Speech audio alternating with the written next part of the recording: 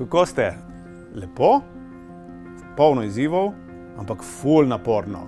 Tako nekako bi vam odgovoril, če bi me leto dni po volitvah vprašali, kako je voditi slovensko vlado. Ampak naj vam najprej pojasnim. Točno leto dni je od volitev. Zmaga svobode je bila izjemna, ampak s tem pride tudi odgovornost.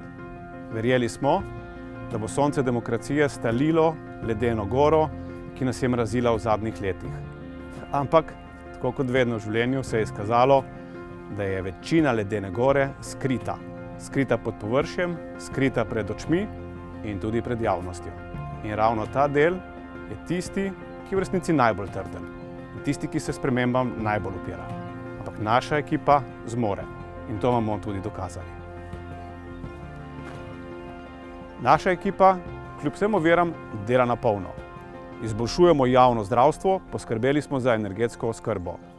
Investiramo kot še nikoli, inovacije pa so tiste, ki poganjajo gospodarsko rast.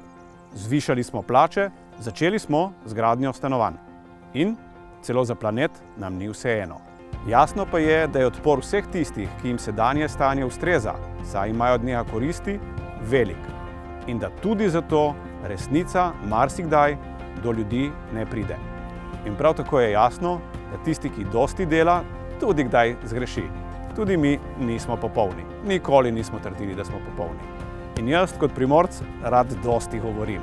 In seveda pol tudi ustrelim kakšnega kozla.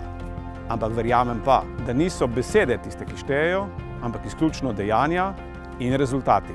In teh je bilo v zadnjem letu ogromno.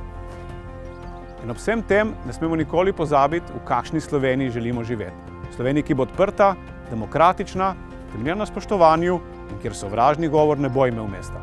Sloveniji, ki bo solidarna do najšibkejših in kjer bo vsak, ki pomoč potrebuje, do te tudi prišel.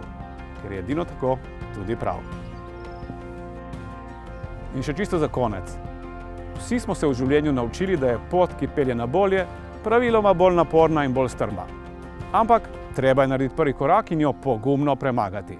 In verjamem, da če bomo še naprej uživali vaše zaupanje in vašo podporo, bomo do tega skupnega cilja prišli še hitreje. Hvala, Slovenija!